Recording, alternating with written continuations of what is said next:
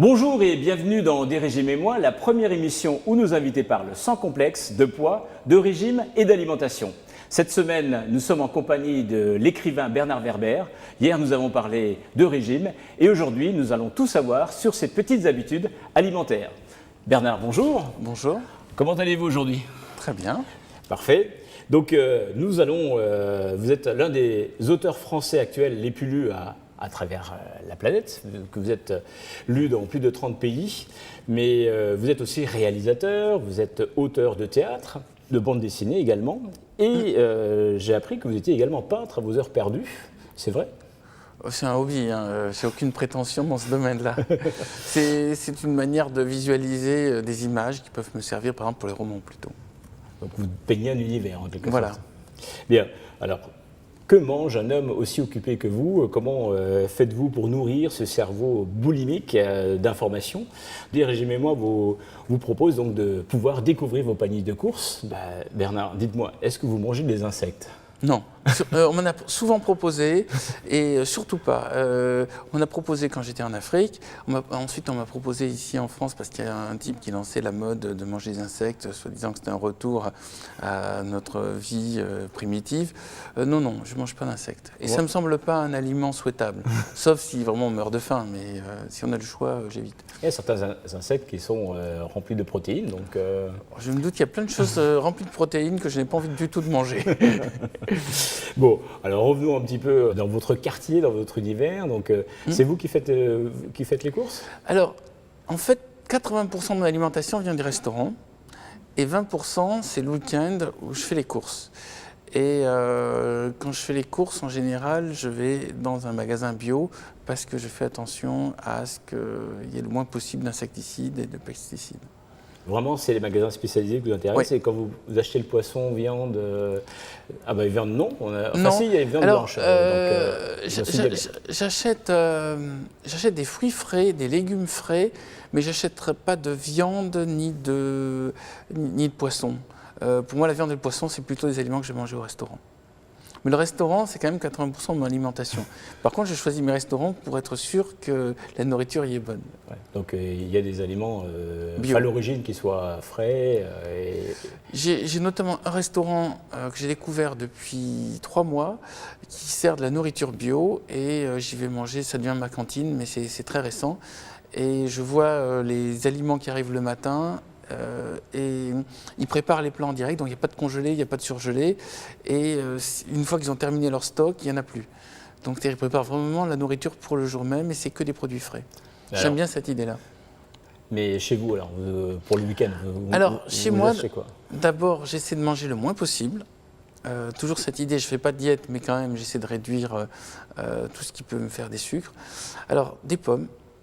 Alors ça, les pommes, c'est vraiment... Les pommes bio, c'est ce qu'il y a toujours chez moi. Je considère que c'est l'aliment sur lequel je peux me lâcher entièrement. Donc par exemple, si je peux être nerveux en écrivant un passage, ce qui peut arriver, je vais me lever pour aller manger une pomme, puis je vais me relever et je vais faire des allers-retours pour aller manger des pommes. Si vraiment le passage m'énerve beaucoup, je vais me faire un café et là je vais attaquer les gâteaux au chocolat. Mais ça veut dire vraiment qu'il y a quelque chose qui ne va pas. Justement, on le voyait la semaine dernière avec Jackie comme invité, on a parlé du chocolat. Donc les vertus du cacao sont justement déstressants. Donc ça peut vous aider à justement apaiser. Oui, mais au moment où je prends du chocolat, je culpabilise. Parce que je me dis, c'est pas bien, j'aurais dû continuer sur les pommes. Voilà. Ah, il y a une autre chose aussi dans la discipline alimentaire, c'est que j'essaie de respecter 3 repas par jour, à part les pommes. C'est-à-dire, je fais petit déjeuner, déjeuner, dîner, et quelques pommes en fonction du stress de l'après-midi, de la relecture l'après-midi ou de mes soucis de l'après-midi. Il y a des produits qui sont interdits chez vous, que vous refusez dans vos placards. On a parlé de viande, donc effectivement... Oui, il n'y a rien... Alors déjà, j'ai une sorte de répulsion naturelle pour tout ce qui ressemble à du sang. Donc la viande rouge avec du sang, c'est impensable. Des produits interdits, il ne va pas y avoir de crème fraîche, il ne va pas y avoir de beurre, il ne va pas y avoir des trucs sucrés, des crèmes sucrées, des choses comme ça. Maintenant, non, et puis non, pour le reste, je mange à peu près tout. Alors justement, pour mieux connaître les aliments, je vous propose de faire un petit jeu qui va nous permettre de pouvoir découvrir les fruits et les fibres.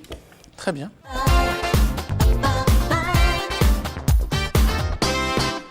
Eh bien Bernard, c'est bientôt l'été et c'est une période où on a toujours envie de fruits et c'est normal.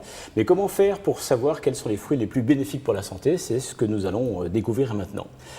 Dites-moi, est-ce que vous savez ce que c'est qu'une portion de fruits? Déjà? Non?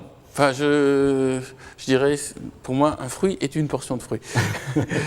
Si on prend les cerises, une portion ce serait juste une cerise alors du coup. Donc tout dépend de la taille. Un bol de... Un bol. Alors il y a une façon très simple de pouvoir calculer une portion de fruits, parce qu'on parle de portion de fruits pour 80 grammes de fruits crus.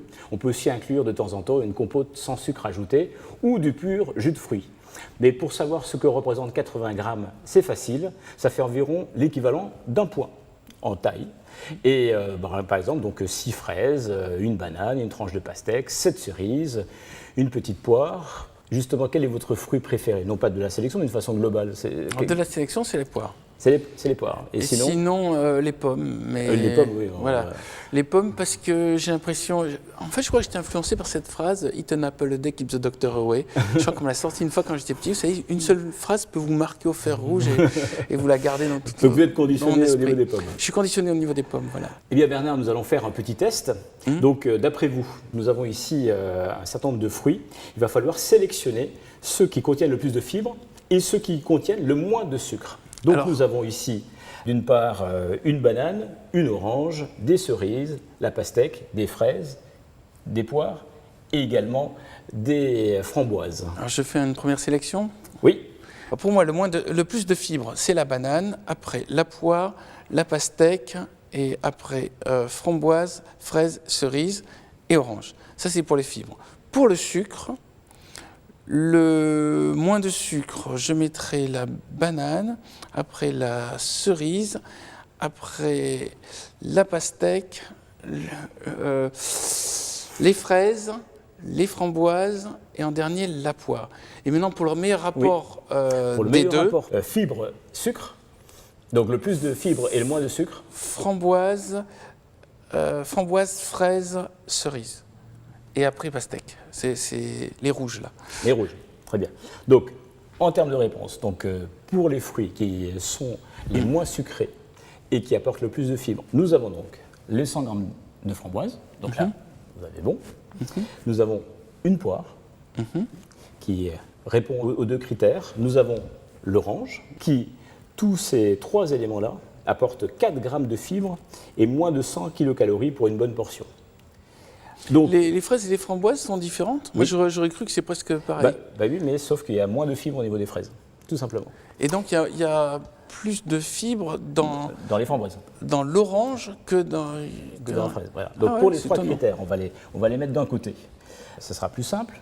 Donc, nous avons ici ceux qui contiennent le plus de fibres et le moins de sucre. Ensuite, on peut également faire une pause rafraîchissante. Et là, on peut effectivement penser à la pastèque. Et on peut également penser aux fraises. C'est ceux qui ont le plus d'eau. Là, il y a le plus d'eau, il y a un peu de fibres et peu de calories, en tout cas. Et puis, on lève le pied sur les cerises et les bananes. Plus de calories, c'est les bananes. Oui, parce qu'il y a beaucoup plus de sucre, évidemment. Donc, attention aux idées reçues, parce qu'on dit souvent que les fruits sont sucrés avec du fructose, qui est meilleur pour la santé. C'est faux. Le fructose a la même valeur calorique que le sucre et les mêmes effets sur la santé. Un dernier conseil, par jour, il faut consommer 5 fruits et légumes, c'est-à-dire 3 portions de légumes et 2 portions de fruits, et non 5 fruits par jour. Eh bien Bernard, on arrive à la fin de cette émission. Merci beaucoup de nous avoir accompagnés et puis vous être prêté à notre jeu fort sympathique autour du fruit. Et on se retrouve donc demain matin pour parler de restauration. Et comme chaque jour, eh bien, on termine cette émission avec le conseil bien-être. Je vous rappelle qu'il est recommandé de consommer 25 à 30 grammes de fibres par jour. Vous en retrouvez dans les fruits, dans les légumes, dans les produits à base de céréales complètes. Bonne journée et à demain.